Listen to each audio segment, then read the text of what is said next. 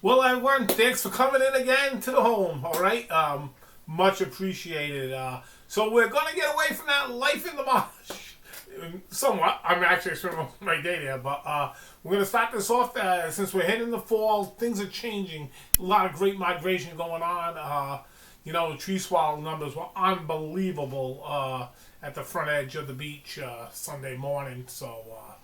I wish I would have been on that side for that part of it. Certainly did grab a few things. We had that big hurricane going past us, tropical storm. It didn't really do anything at all. I spent Saturday trying to get to some spots in Oxbow National Wildlife Refuge, but that sort of didn't really come together, unfortunately for me, because I love that place.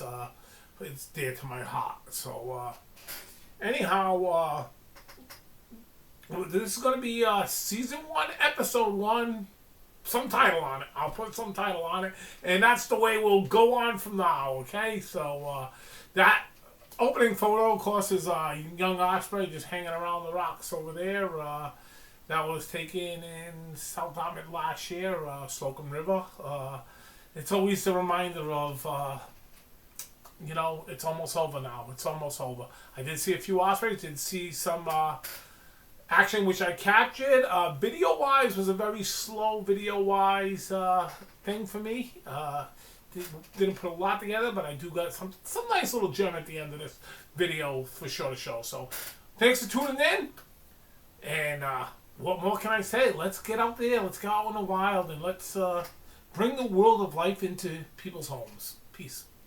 Like I said, out front of this is just part of this is so far away, it's unbelievable. I mean, this is even, this is with my 500mm lens, but nowhere is near the action. This is all the way across the pond, and very exciting to see the numbers of tree swallows like this. They'll be migrating all the way to Florida and Central America, so very awesome to see. So there it is, the unbelievable numbers. I hope that gives you a little bit of a sight of how many tree swallows there were. This is a great orb weaver spider nest. It was like flat like a dick, and it was almost like seeing a CD, the colors that were bouncing off it. I wish I would have got a little closer, did some different angles, but that's the way it worked out here on this one. So we had the big tropical storm there. I was hoping to catch a few more of the wobblers coming down, especially ones way up in Maine and stuff, and towards Nova Scotia and stuff, heading down this way with that big storm turning. Did run pretty much only into some common yellow throats. I did see a yellow wobbler, but this is nice eastern towhee in the low light over here. Made his presence felt. Love the eastern towhees, and I love photographing small birds in the woods and in the area. Sometimes it's not the easiest thing to do. Light conditions are a little bit different than when like this one. The sky was pretty bright into direct light here. That's northern catbird. Of course, they won't migrate as many. Well, most of them won't migrate, but some will stay here all winter. And this was the species though, and they were all females. I saw at least 5 or 6 in the general area of common yellow throat females. Very nice catch of the day. And they're such cute little birds. And every time I see a wobbler at this time of year, other than the yellow rump, and I will stress that the yellow rump I will get all winter. Then sometimes maybe we get a yellow-breasted chat that hangs around or something else. But this is the little wobbler that, sometimes I get a male that hangs around in a pot where I go do my mink, but in the wintertime. But that's it. And this is at the Oxbow. One of the few photos I got of the day at the Oxbow. Black cat chippity, our state bird, and some thick stuff. And I'm going to explain a little bit. Little helpful thing for a Nikon user that I use. If you're not doing it, maybe you might think about doing it to help you get the small birds and to have 2 group settings of autofocus on your camera set, so that Okay, so this is my Nikon D500. This button right here, I program right there for single point focus. Okay, how you do that? You go back into your thing, your memory, your menu, your playback menu. As you can see, you scroll down, to the pencil. From the pencil, you hit OK, and then it already jumped, but I mean I had it all the way with yellow. Is F. It's purple. It's F. It's control buttons. You enter that control buttons, and then you may see it says custom button assignment. You hit that, and you can see you can customize a lot of buttons on Nikon's. All these cameras have it. When you see the little yellow dot right there, that is that forward button, and I use that for single point focus, and I'll tell you why I do that shortly here. Okay.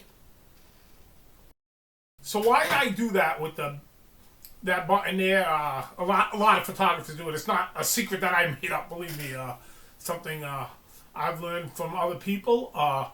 But it's a very good, helpful trick because when you're following small birds and go, sticks here, there, you need to have pinpoint. I mean, most of the time, and I know most wildlife will be shooting with single dot because they want to just get the eye with that one point. But for me, I do a lot of action stuff, a lot of birds in flight. So I like to have my back button focus set on group. Sometimes 3D, not so much, or D21, but mostly on a group set. And with my D500, the group works. I mean, I pick up birds, boom, boom, boom. I like it, then I can switch. But while you're taking the shutter down, and you go from your back button, focus, now all I gotta do is just depress this button with this, and this is all with it's all with the grip of the grip. This grip is perfect for you. The finger reaches in there perfect for me, and I can go right to single focus from group, and that is, I mean, you capture much more images that way to have something prepared to go boom, boom. Okay, so just a helpful tip. Maybe it helps you. If it doesn't, you can let me know in the comments. Tell me maybe you do something that you like even better than what I do. But I mean, this is just what works for me. It may not work for you, but it should work for most people, okay? And I understand people have different size hands and stuff like that, so, and it's all the feel of the camera and how they like to feel the camera, I mean. So, I just figured I'd throw that in. If I can help out little things or just, pass along little things, I'm going to try, and I am not, the greatest photographer in the world. So let me just state that, okay? I'm just using something that can help us all become better photographers in the field, all right? So here we got a snow egret, just one of them, many. They were in pockets today, not the like I had last weekend with the great numbers or the weekend prior to that. Certainly that's due to the amount of not a lot of large bait fish in the marsh. Here's our American black duck that flew by. It's going to get more and more time. Duck season, we'll be getting more into the ducks come the winter time. Waterfall becomes much more of a thing. Here we got a female Cooper hawk. You can tell by the rounded back tail that it's a Cooper hawk and not a Shropshire hawk. They're pretty closely looking birds. And it's escorting this male osprey away. You can see that if you look closely, this is one of the banded birds, so I'm going to say this is one of my local birds that's still around, one of the males. And you can see that real round of the Cooper's hawk there.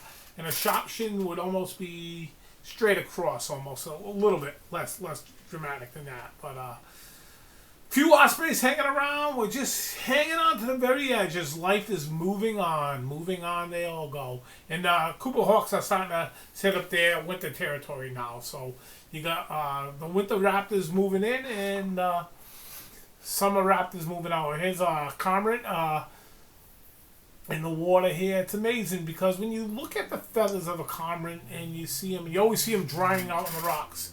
Why don't you see the ducks drying out on the rocks, right? You may ask yourself, well, ducks have a much more oily, watery feather than that, but cormorants actually do not. And why that is because they need their feathers to get soaked so that they can dive down deeper and catch fish and stuff like that. Ducks don't. The diving ducks do, but for the most part, cormorants can dive mostly a lot more deeper than I mean, not your eidas and stuff, but most of your diving ducks. But if you look at that glossy sheen as you see the water come out, and I enhanced this photo a little bit. Cropped it a little bit because this is right in front of my face and they just popped up and look at that, huh? How the water just Bird's feathers are amazing how they hold tight and stuff, but Congress, you will see them airing out their feathers and drying them out, just like the Yahinga down in Florida and stuff, the snake bird, and different parts of the world. That bird there also, you'll see that drying out his feathers. One of the pond dragonhawks, I don't see a few of them now. September is a really bug month, believe it or not.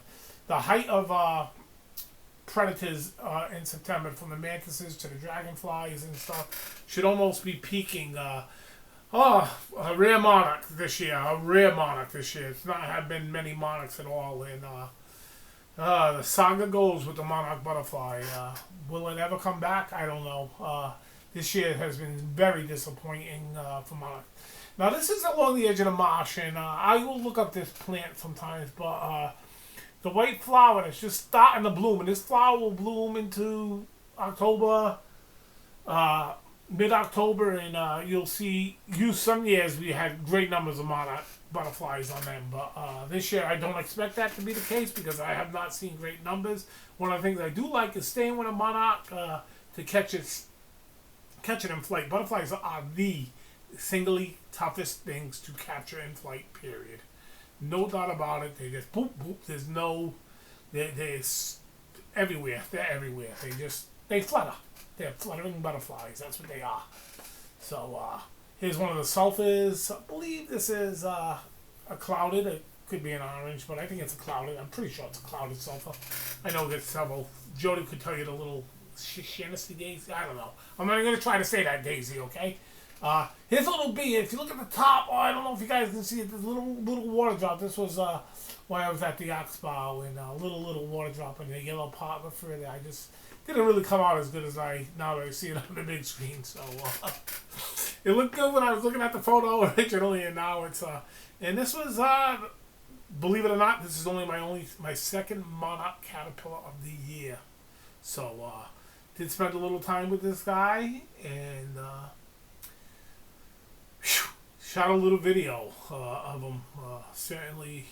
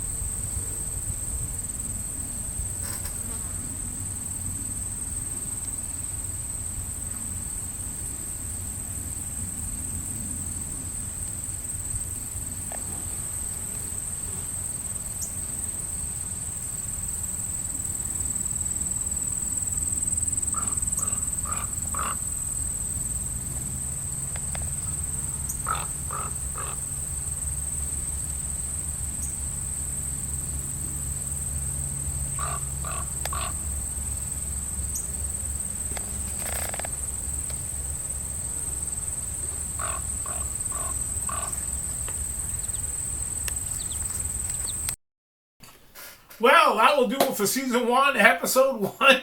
I know it wasn't jam-packed with stuff. I had a little problem with Saturday with the weather, and Sunday, only doing it on the weekends is really tough to really follow what everything's going on. I wish I could be out there 24/7, but stay with me. I'm going to bring some more stuff to you. I promise you. This weekend I'm looking very forward to some stuff. I'm hoping to grasp some striped bass and action on some bait fish. Still looking for that big blowout, which we have yet to have. In years past, has been a constant thing for me.